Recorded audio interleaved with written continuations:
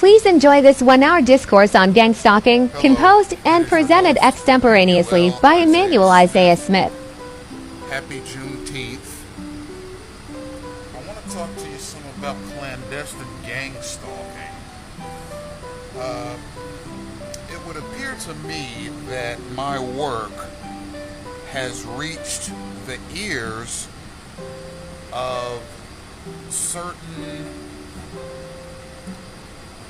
staff members of the Department of Justice, the Department of Defense, and other federal auxiliaries that deal with law enforcement. That's positive.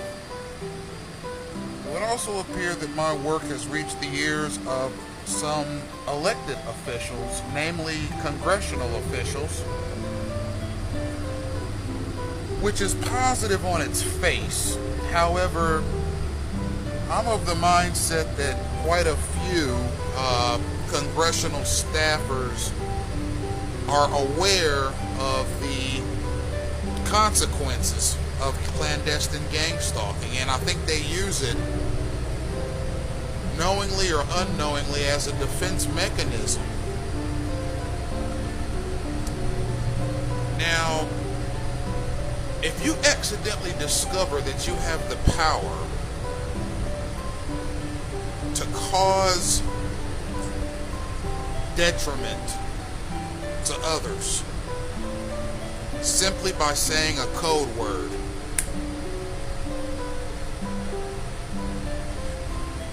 being human and having a human's nature, that could make you feel as if you have some power. Now, if you somehow discover that through a code word, a signal, a verbal command, a vehicular maneuver, or some other mechanism, you can cause something to happen somewhere, you're going to keep doing that. You're going to keep using it despite the devastation. That's called hubris. And it is a rhetorical device that we see over and over and over again in American literature. We see it in English literature. We see it in European literature generally. We see it in Asian literature. We see it in North African literature.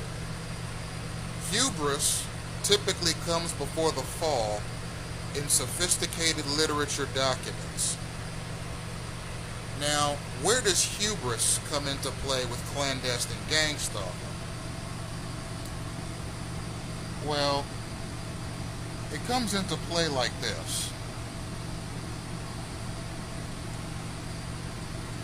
So clandestine gang stalking is rooted in hubris.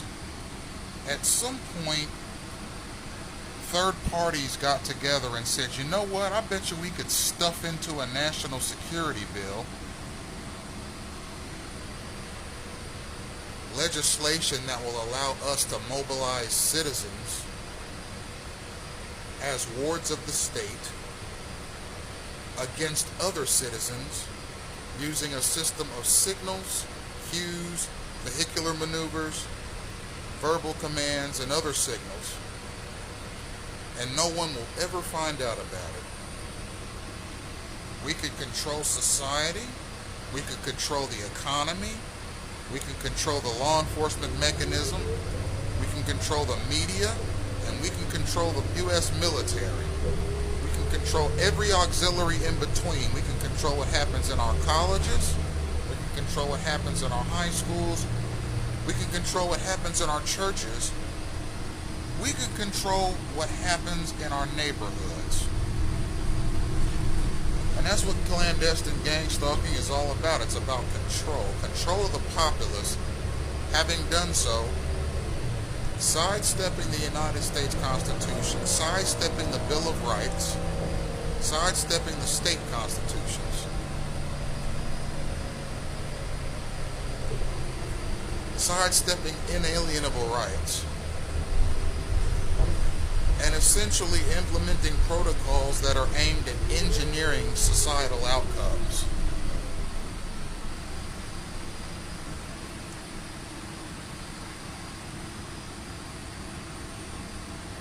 national security legislation, particularly post 9/11, is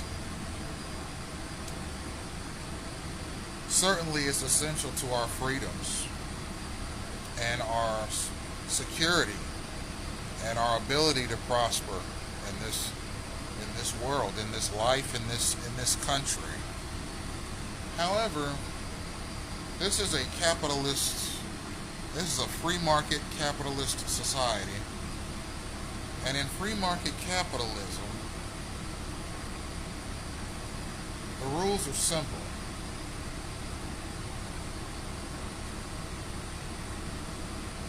A person can achieve what their talents, credentials, merits, and work ethic determine. That's what a free market capitalist society is supposed to look like. Now, if I can use the state to make it so that some people can succeed easier than others because of a secretive communication method and disruption protocol, then that is not only sidestepping the Constitution, but that borderlines into totalitarianism, which is anti-Constitution activity. Now, when I first read the United States Constitution, the concept of inalienable rights stood out to me. Those are rights given to you by God or nature that allow a person the basic freedoms that any human being born into this world have. Those are rights that cannot be infringed upon by any man, woman, child, government, or company. So if these rights are being infringed upon at all, then whatever mechanism it is that's infringing upon those rights is unconstitutional. Now, ultimately, citizens' rights need to be taken into consideration with respect to clandestine gang stalking. Next stop is Westland SW 232 Street. The long and short of it is this. There's only one road to freedom, and that's through law and order. If you don't have law and order, then you have what's called chaos. Chaos leads to one thing and one thing only, and that's more chaos.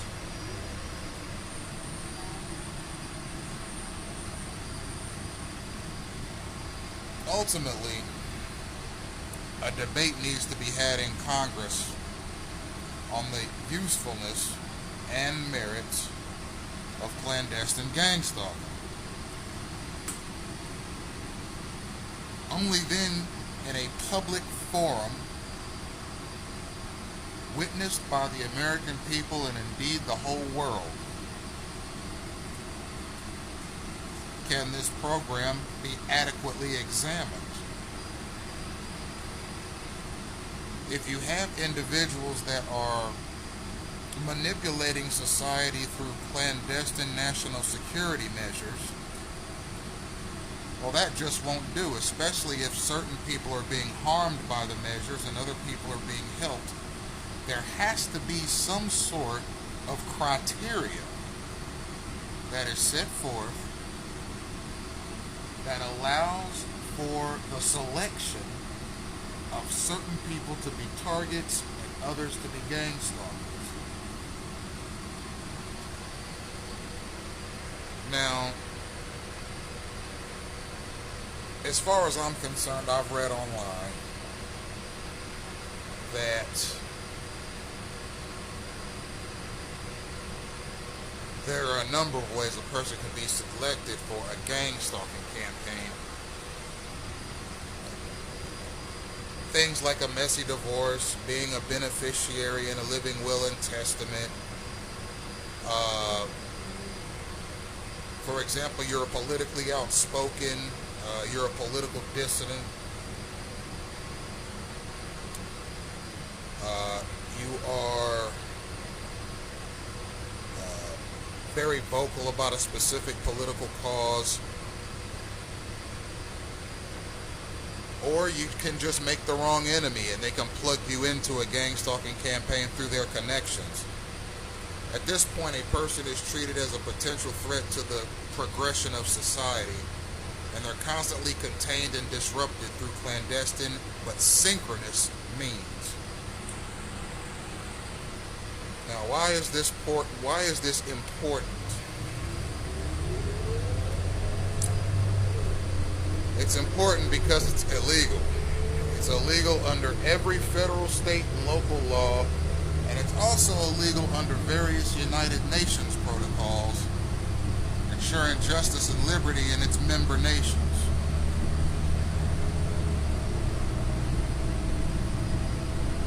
The central theme in clandestine gang stalking is normative in nature. There are two kinds of statements that can be made in communication.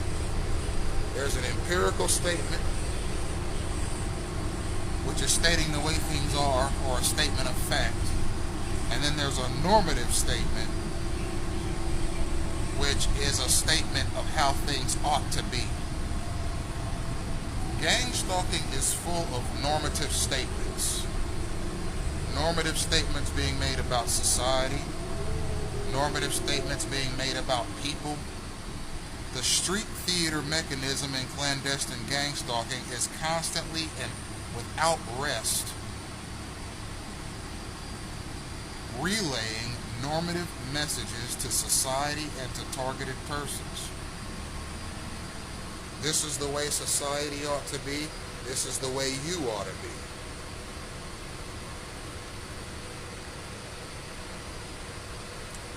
My home in Dayton, Ohio was burglarized 12 times in 10 months. And it was done when I wasn't there each time. That is an act of clandestine gang stalking.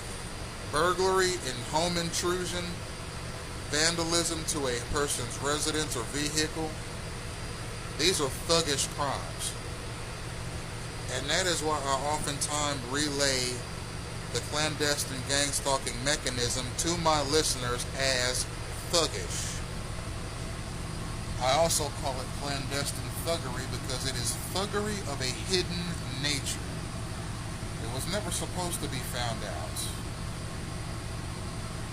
It was implemented in such a way so as to look like people going about their daily business, but at some point, a targeted individual, especially one like myself who's seen quite a bit of this, will connect the dots, and we will find a derivation in what is supposed to be a coincidence. Too many coincidences equal a derivation. And that is a central theme in my work. You can't take everything on its face. Not everything has a reliable face value. In many respects, you have to look beneath the surface in order to get to the truth.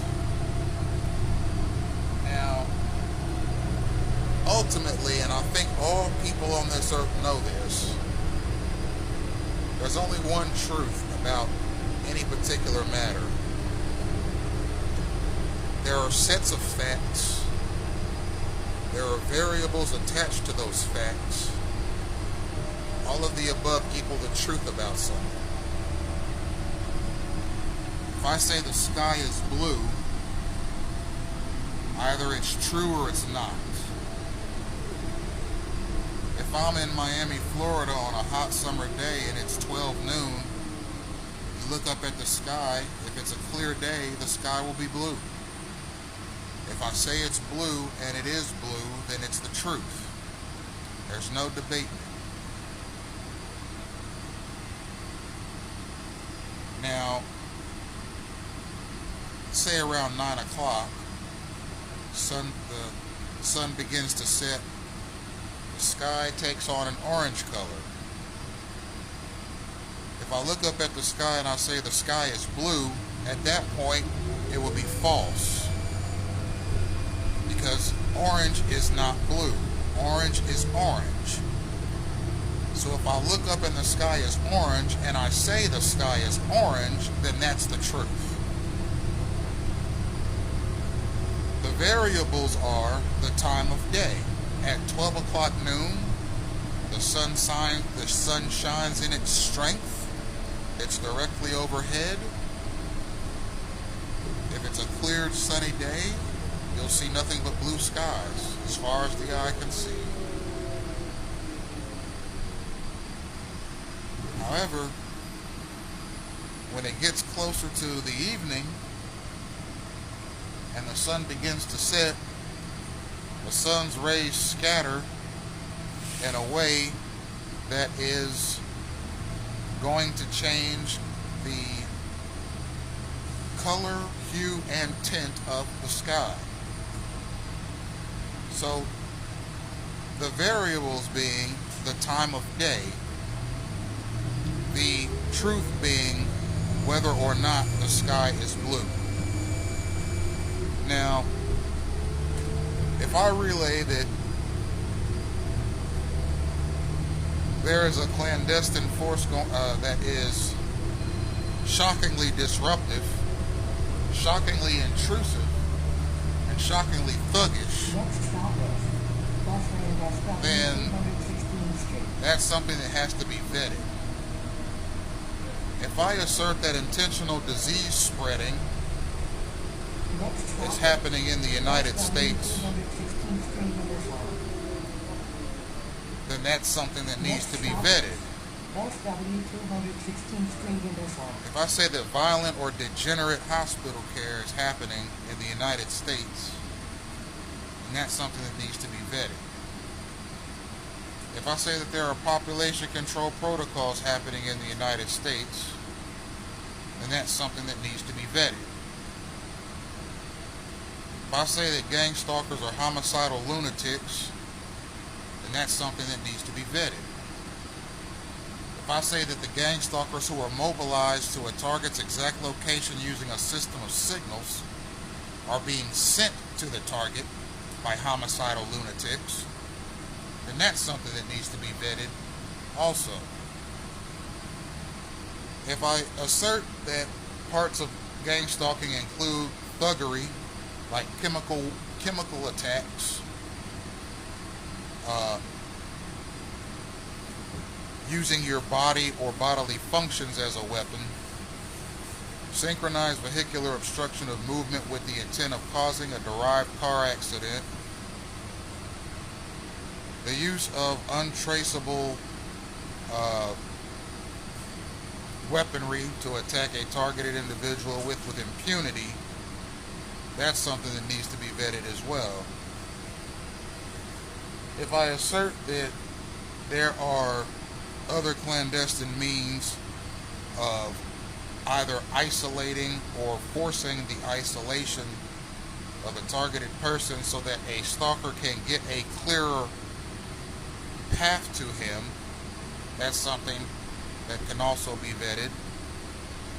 If I assert that clandestine espionage tactics are being used to intercept a targeted person's words, conversations, emails, text messages, phone calls, and yes, even their actions, that's something that can be vetted as well.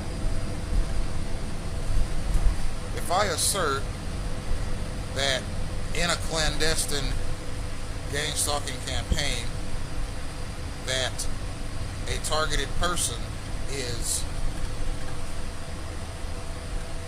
the underdog in the matchup, that's something that could be vetted. Although in that particular assertion, it would need to be known that the stalkers themselves have numbers that the targeted person doesn't. Now, if this was supposed to be some sort of a bout or matchup, imagine a boxing match where your favorite prize fighter has to go up in the ring against 5 other fighters, and all 5 of the fighters get to work together against the one fighter. It's 5 versus 1. Who do you think is going to win that match? And on top of that, who would watch that? It's just an act of brutality. It's not a matchup. It's not a contest. And it's not an event, a sporting event. It's just simply an act of thuggish brutality. 5 against 1. Now, if a gang stalker says something like, well, there's strength in numbers, well, I say to you, find strength in numbers in a conflict that actually matters. Okay? Don't let a pack of stalkers descend upon a targeted person with the intent of harming him physically with blows, car accidents, or forced sickness contamination.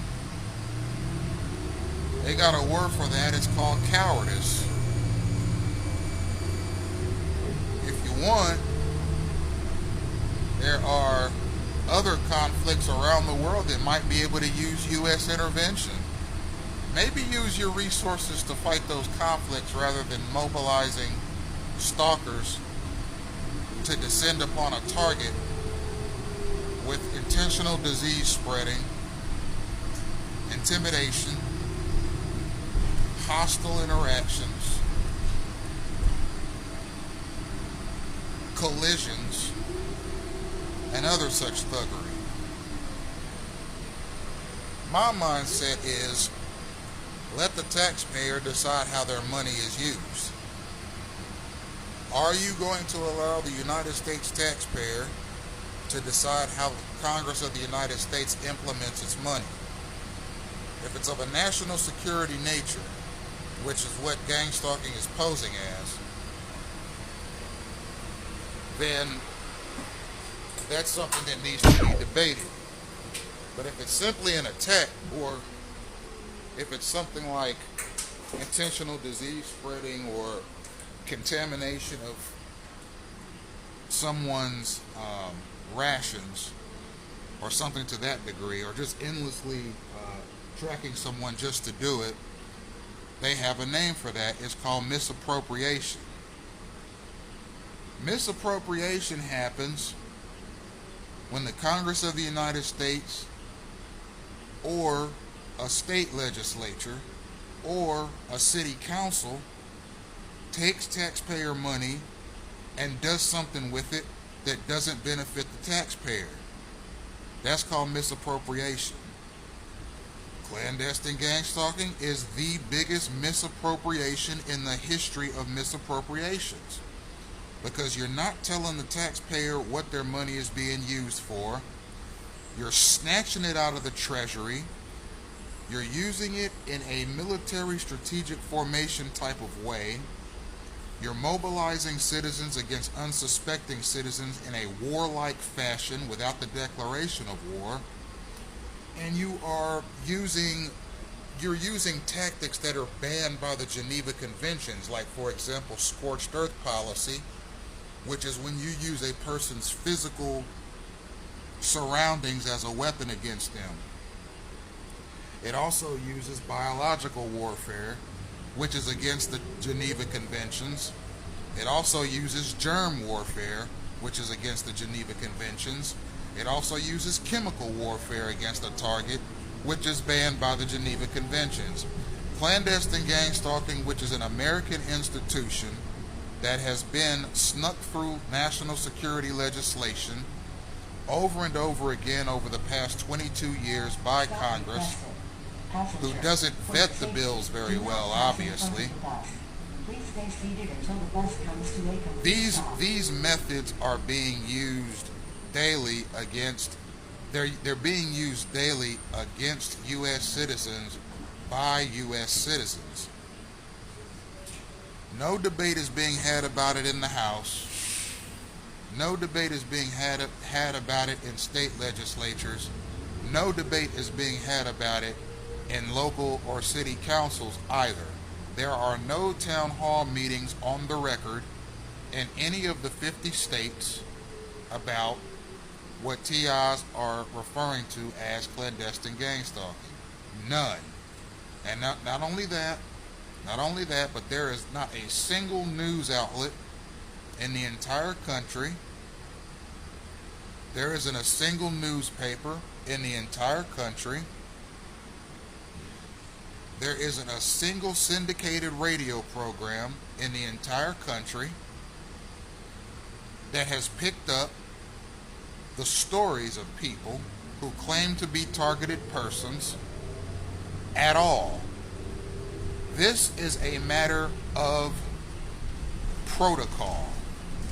This is how it was designed. And the only way to effectively bring the matter to light is independently, which is, I actually prefer it that way because I'm able to speak unfiltered about the matter. And I have to thank websites and social media platforms like TikTok, Facebook, Instagram, Blogspot, YouTube, Tumblr, LinkedIn, Snapchat, WordPress, LiveJournal, Wix, and so many others that I've used over the years that have afforded me unfiltered constitutional freedoms of speech without censorship at that. That is the only way to ensure that the matter is brought to the attention of the people who can repeal it. Now, if Congress knows about it and sees the damage that it does in people's lives, and they still refuse to repeal it, then that brings into question the legitimacy of the United States federal establishment at all. If you read the founding documents of the United States, particularly the Constitution, the Bill of Rights, the Magna Carta, which came before the Constitution, you'll see that the federal establishment was formed in the 1700s in this country for the people. Its function, its core function, is to serve the people. Now, mind you, in the House of Representatives there are, if I'm not mistaken, 535 representatives to act on behalf of 313 million people, which is the number of people that is in the United States right now. In order for that few people to act on behalf of that many people, then they're going to have to vet the bills that come before it a little better, because ultimately the bills that come before Congress that are debated upon, that are voted yea or nay on, ratified and sent to the president for his signature, have to come from the will of the people. Otherwise it is not legitimate. Okay? The Declaration of Independence says that this federal government is of the people, by the people, and for the people. If a government steers away from that, the citizens have a right to dissolve that government. Okay? The federal government of the United States, the state and local governments of the United States They're all beholden to the will of the people, or they don't exist. That's the nature and the discipline of founding a government and running a government, is you have to understand that it is the tyranny of the majority that makes the government run. It's taxpayer money that makes the government run. It's voter participation that makes the government run. Okay? It's the will of the people that makes the government run. If there are government representatives, even if they are in the Department of Defense or Department of Justice, and believe they're acting in a capacity to secure the country, to implement protocols and measures that obstruct the inalienable rights of one or more citizens is tyrannical. Now, if they're saying, for example, we're implementing these policies against a few in the interest of the many, well, you have a responsibility to the United States taxpayer to look him in the face and tell him that, or contact him by letter, contact him by email, contact him by phone. Let him know plainly this is happening in the interest of the majority, what's happening to the few. Now, if that is where this country is headed, and degenerates are being used for example, domination tactics, like, for example, noise harassment, scent harassment, that kind of thing, which are basically protocols that can do things like cause an automobile accident, or intentional disease communication, which could result in thousands of dollars of medical bills. These are the kinds of things that a government is going to have to explain, even if they suggest that it's in the will of the people to implement. It has to be justified in some capacity. You can't just implement this thing. For example, right here and now, I'm sitting on a metro bus in Miami-Dade County, and I'm headed towards the Dadeland South Metro Rail Station. The only people on this bus presently are the driver, myself, and another passenger who I have no affiliation with whatsoever. So, for example, a city bus is a taxpayer resource. So the city buses exist because of the taxpayer, and they continue to exist because of the taxpayer. Now, if at some point Miami-Dade County said, all right, in the month of July, only people who have Greek ancestry can ride the buses. Everyone who doesn't have Greek ancestry can't ride. Eventually the question would become, all right, how does this represent the will of the taxpayer outside of the ones who are of Greek descent? And if the government were to either keep silent on the matter, or release a statement saying something to the effect of, we feel it is in the present national security interest to only let Greeks ride the bus, well, then there would have to be some sort of a congressional debate on that, because ultimately buses are, some people's way around, and the trajectory of a person's life as a United States citizen could be jeopardized if the buses were to stop running. So, to draw the comparison to clandestine gang stalking, you have a situation where a few are being disadvantaged by the many. The federal government has not issued any public statements on these accusations. It has chosen to keep quiet. Now, I think that part of the reason it's chosen to keep quiet is because the exposure of this program as it is threatens to become a national embarrassment. And the reason it threatens to become a national embarrassment is because we live in what's referred to as a global economy.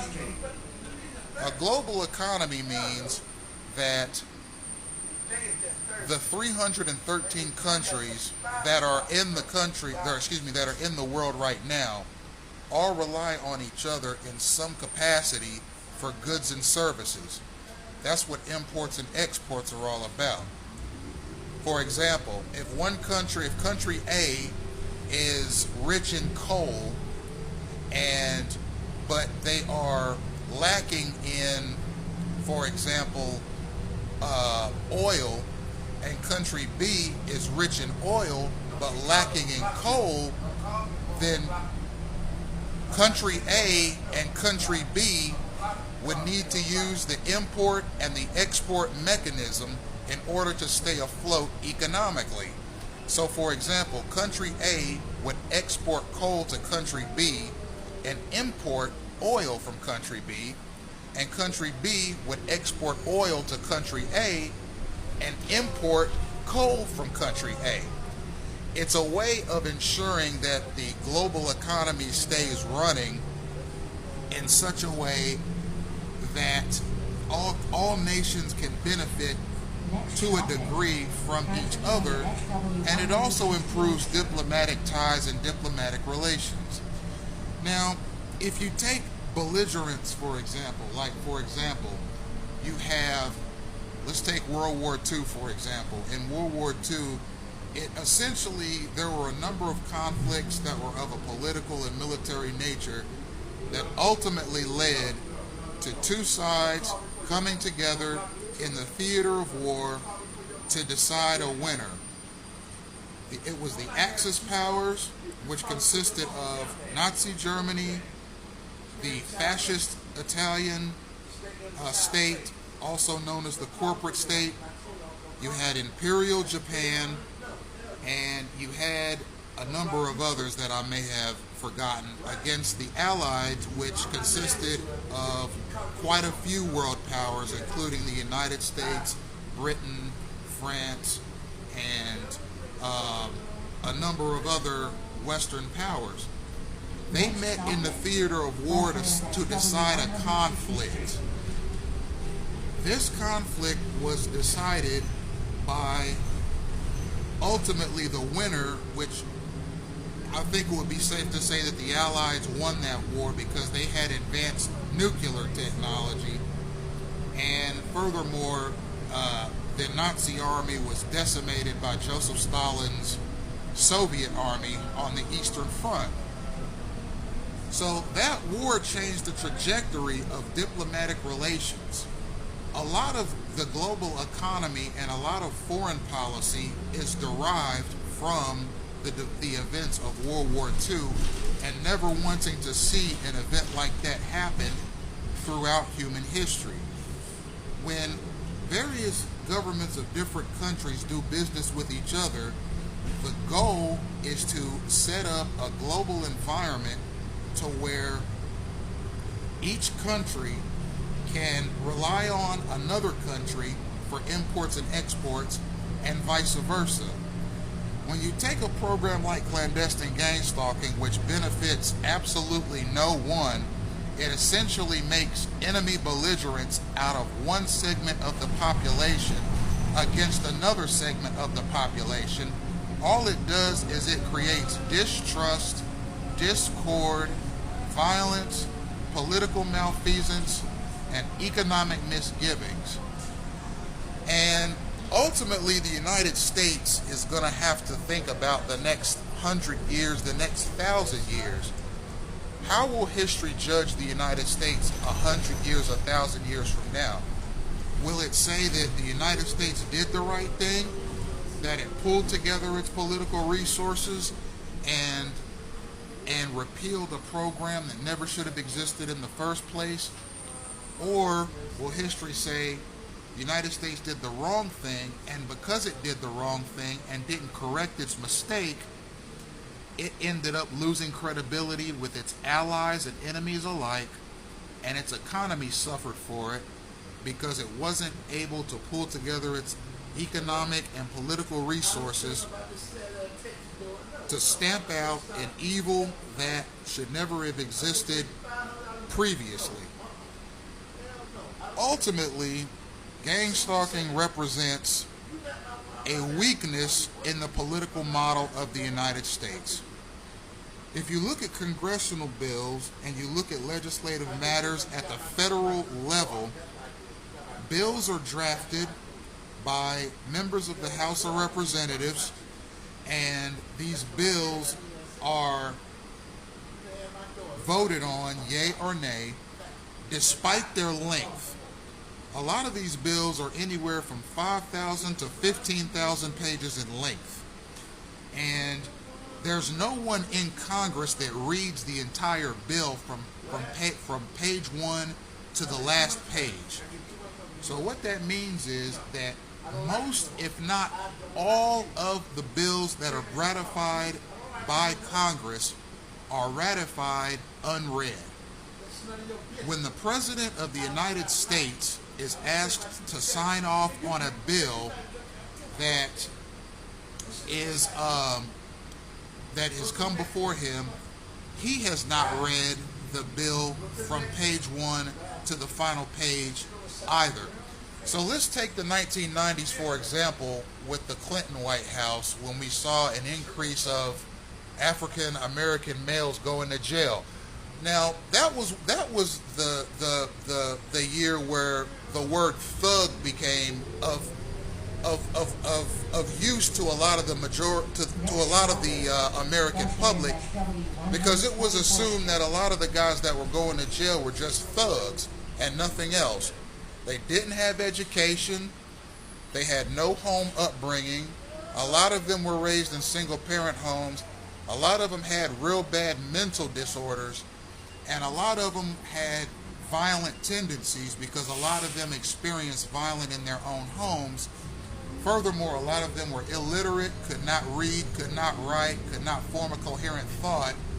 And when they went out into society, they found out very quickly that they were unemployable and not able to function in society.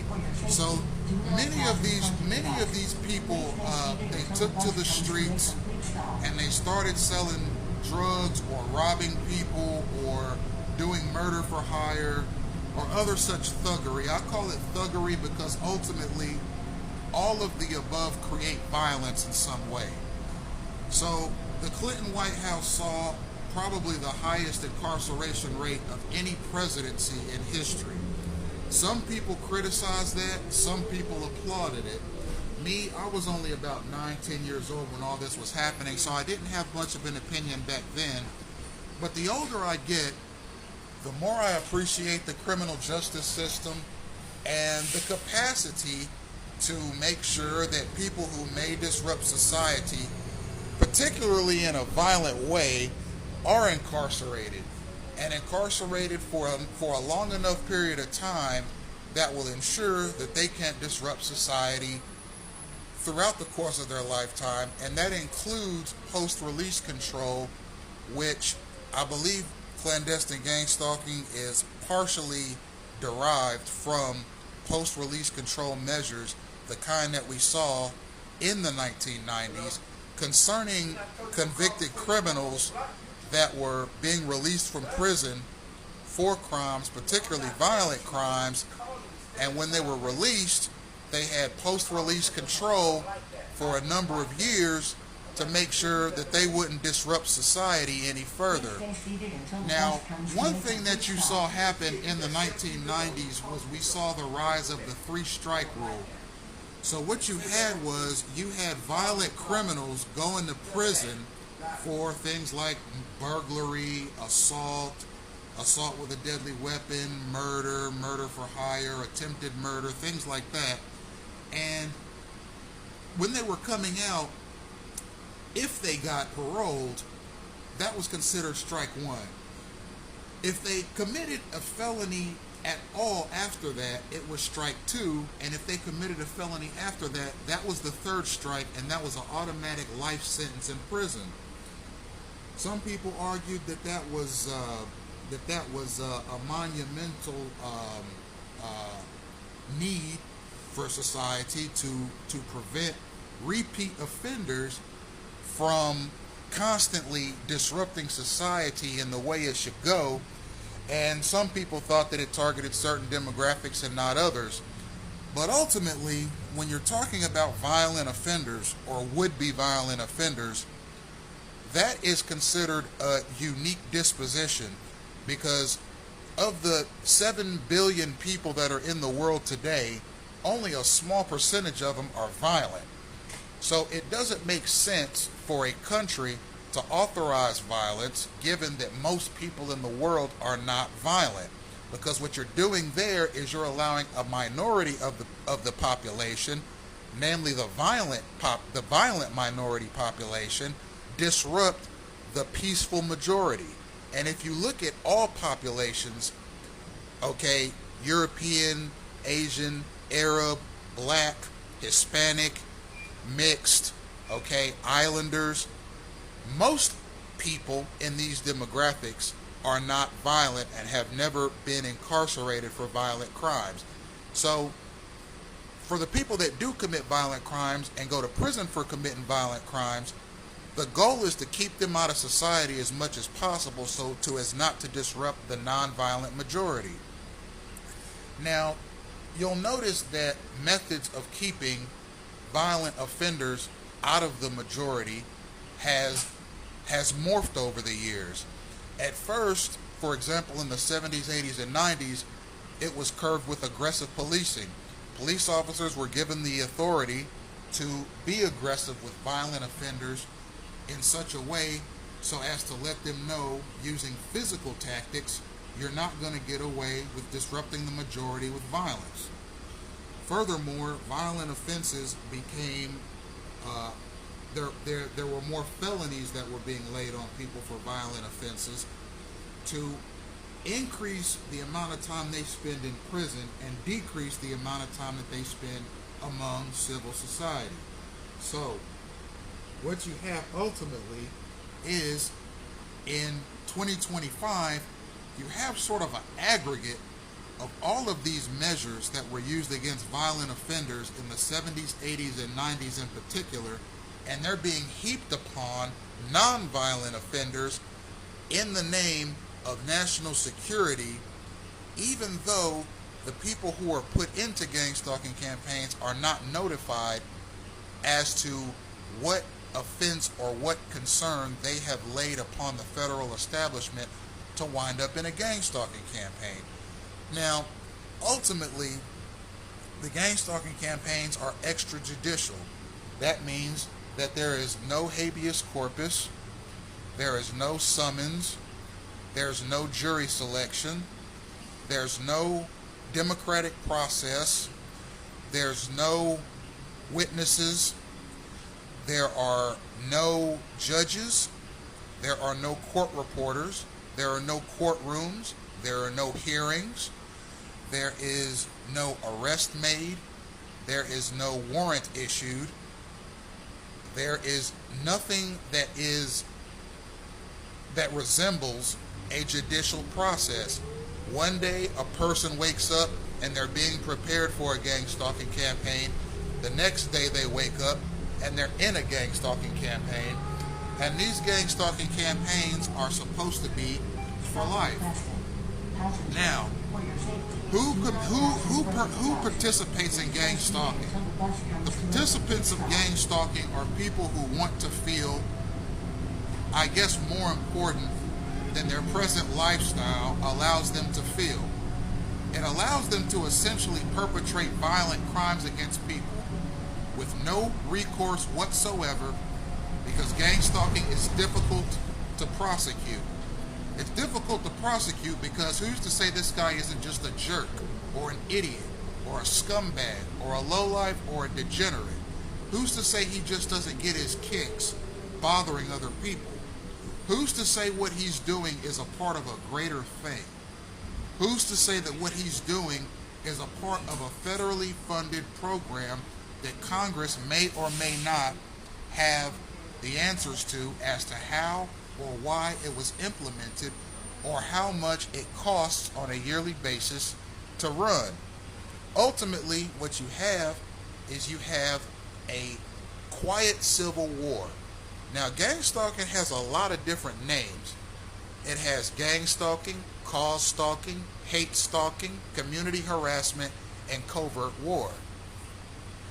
Covert war is part of the designation that I like to use, because gang stalking has essentially created a covert war between two segments of the population.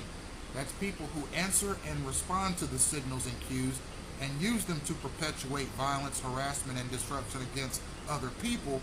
And then you have the segment of the population that identifies as targeted individuals who are the subject of the violence and disruption. So you have a live, ongoing civil war in the United States right now, this very second. And the war is undeclared. There are no official belligerents. And one side apparently has the assistance of federal liaisons, namely the stalkers, and the other side has the assistance of absolutely nothing or no one but themselves, and that's the targets. Such a thing is obviously a crime against humanity. It's obviously an ill-conceived social engineering platform. It's obviously ill-conceived congressional legislation that Congress has probably no knowledge of yet, although I am certain that my work and the works of others who identify as targets, I couldn't give you an exact number of how many of these targets are in the United States, because it's difficult to know who's a target unless you spend a significant amount of time with them and witness the gang stalking for yourself. So, having said that, the targeted community in the United States is a lonely community because they are not being assisted by anybody. Now, a targeted person can be granted relief in various capacities through databases. Gang stalking is a database run program, meaning that in order to be thrust into a gang stalking campaign, your name and your vital statistical information, it has to be stored in any number of databases where a person's character can be determined. A person's character in society is determined by their standing and by their presence in various databases. For example, if you know nothing about a person at all, but you want to know what kind of person they are or what kind of character they have, you don't have to get to know them. You can simply pull their credit report and see what kind of character they have. It's typically assigned to a person if you have good credit, if you pay your bills on time, and you have a high credit score. That is a measurement of your character and your worth to society. Next, a person can look at your grades through middle school, high school, and college. If you have good grades in middle school, high school, and college, that could be an indicator of your character, because it takes work ethic, dedication, and commitment to get decent grades in middle school, high school, and college. So that's another record that you could pull on somebody to try and figure out what their character is. Another way you can find out somebody's character without actually getting to know them is you can pull them up and see if they have a criminal record of some kind.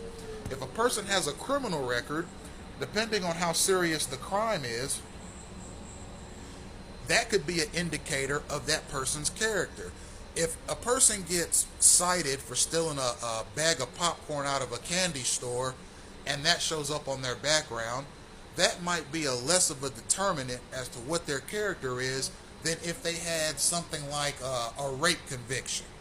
Okay, that is considered a very serious crime, one that can send somebody to jail for 10 or more years, and one that can permanently damage that person's character and reputation, and rightfully so.